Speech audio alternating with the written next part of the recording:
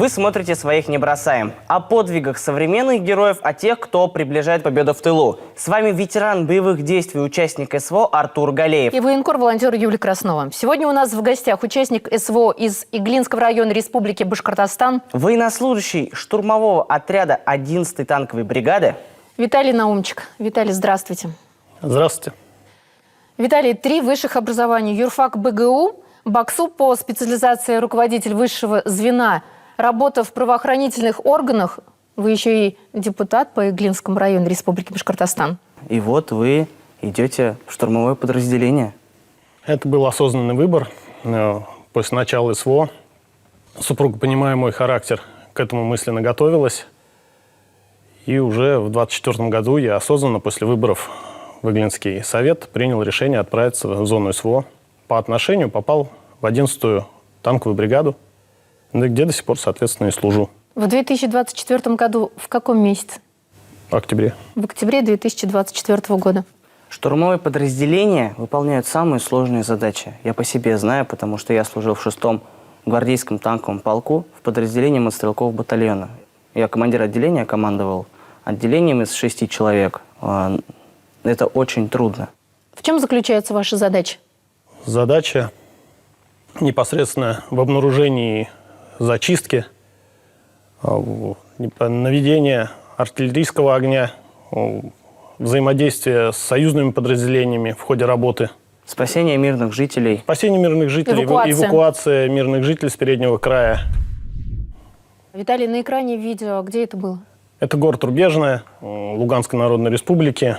А что это? Это беспилотник самолетного типа? Да, все верно, беспилотник самолетного типа с боевой частью кумулятивной, который не сработал в ходе первичного удара и впоследствии был разминирован и передан для дальнейшего исследования, для дальнейшей работы, и чтобы отправить заряд обратно.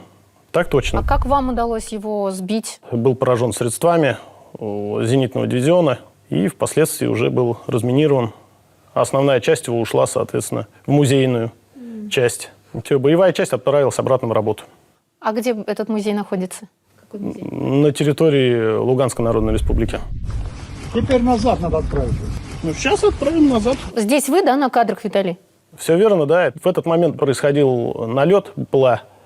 И я оказался там.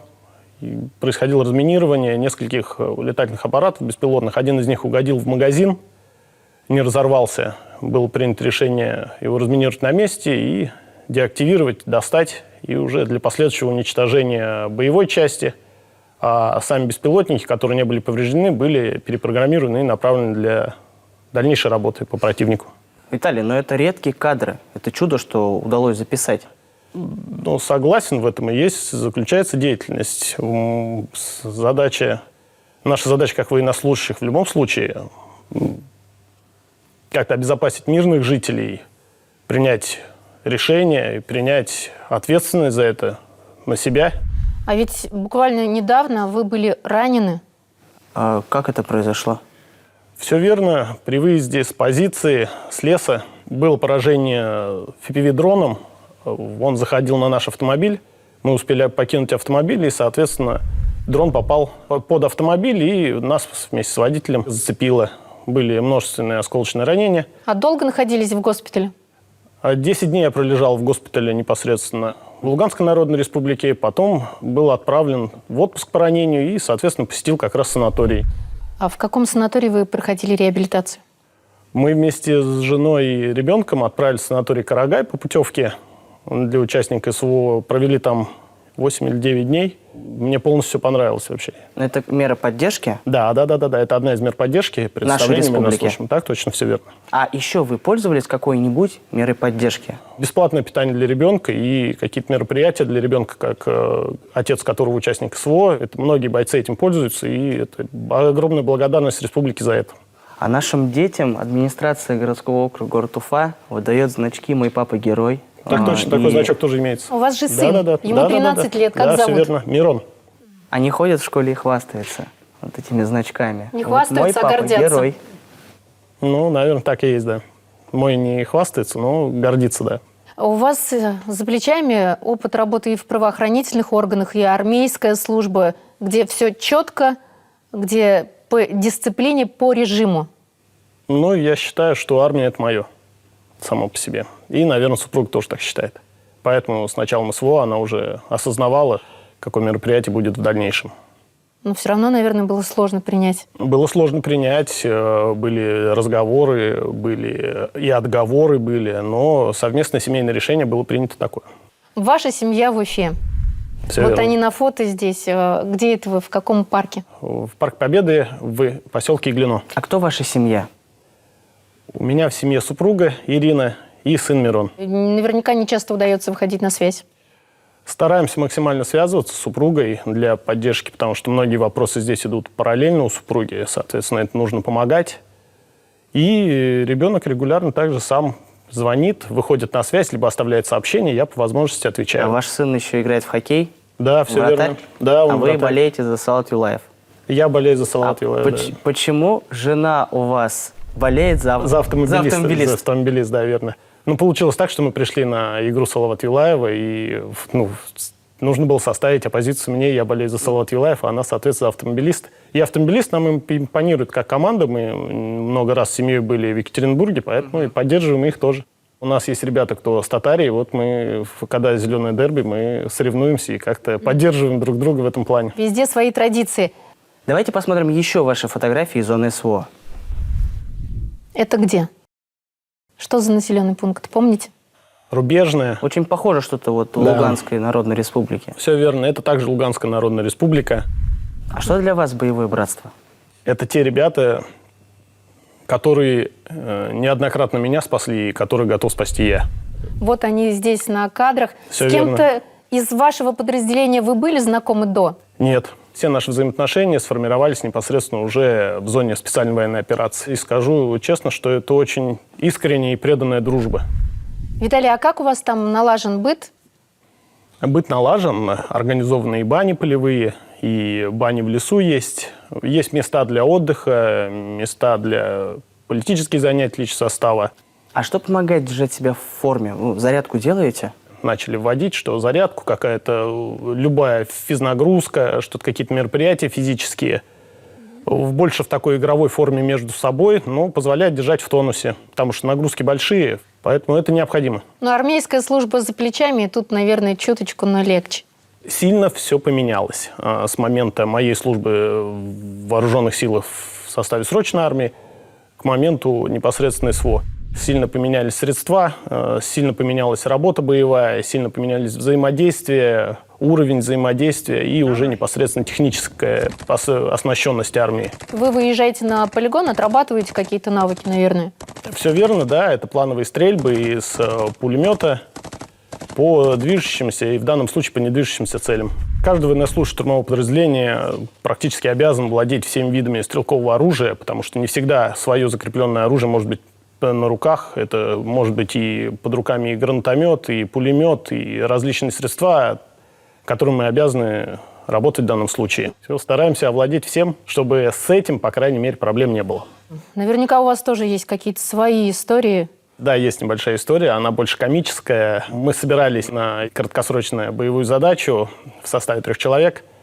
И, выходя, каждый решил пополнить свои запасы, помимо боевого комплекта и каких-то там средств индивидуальной защиты, медицины, решили что-то взять из еды. Я думаю, что ребята возьмут с собой явно там тушенку и что-то съестное, взял банку сгущенки и джема с собой.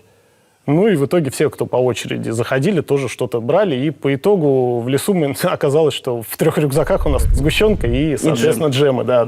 Обрадовали друг друга. Ну да, все посмеялись и решили, что у военнослужащих одного подразделения мысли сходятся. Ну, с юмором у вас там все хорошо. Да, без этого никуда. Если не улыбаться и как-то друг друга не поддерживать, достаточно сложно. Вижу у вас награда, медаль участнику СВО. А какие еще есть у вас? Еще также есть медаль за боевые отличия. Она еще в пути идет, приказ уже состоялся, но она еще не получена. А что эти знаки отличия для вас? То, как нас видит и ценит руководство подразделения, ну и отмечает особо отличившихся. На позициях не только на СВО, но и здесь, как общественный политический деятель, являетесь депутатом по Иглинскому району Республики Башкортостан. Все верно. Как удается выполнять и совмещать вот такие задачи? После начала специальной военной операции были организованы мероприятия по сбору гуманитарной помощи, встречи с семьями военнослужащих, какая-то юридическая консультация непосредственно по вопросам СВО. А уже в тот момент, когда я сам отправился в зону специальной военной операции для прохождения службы, я начал консультировать непосредственно военнослужащих, кто служит. И чтобы они уже принимали там решения, отправляли какие-то там рекомендации, либо ответы домой уже. Вот здесь вы с главой Иглинского района Республики Башкортостан. Да. Гузель Раисовна Насырова. Все верно, да. А вот вы выступаете. Да, это мы подводим итоги, по-моему, 24 году или, может, 23 году. Стараюсь поддерживать активную жизнь в районе и всячески помогать и администрации в этом вопросе, и, соответственно, быть обратной связью от людей к администрации. Но ведь и администрация района тоже находится в постоянном контакте и помогает вам гуманитарной помощью. Насколько знаю, Иглинский район Республики Башкортостан здесь один из лидеров.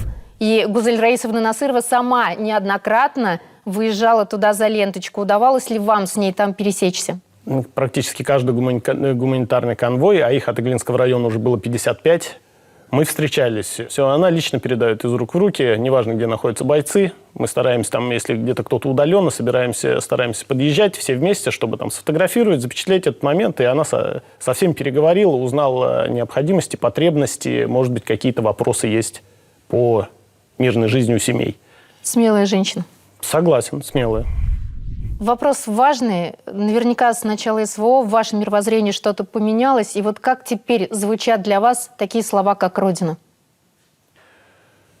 Для меня долг, честь и Родина с 18 лет, с момента службы в Вооруженных силах Российской Федерации, имели огромное значение, что Родина, она одна единственная.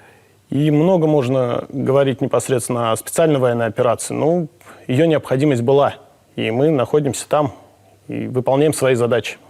Огромнейшую роль играют организации по сбору гуманитарной помощи, по маск-сетям. Невозможно маскировать позиции без помощи волонтеров. Они очень помогают. Все, что приходит, все, что привозят, все, что доставляют, оно все используется по назначению. Низкий поклон и огромная благодарность всем благотворительным организациям.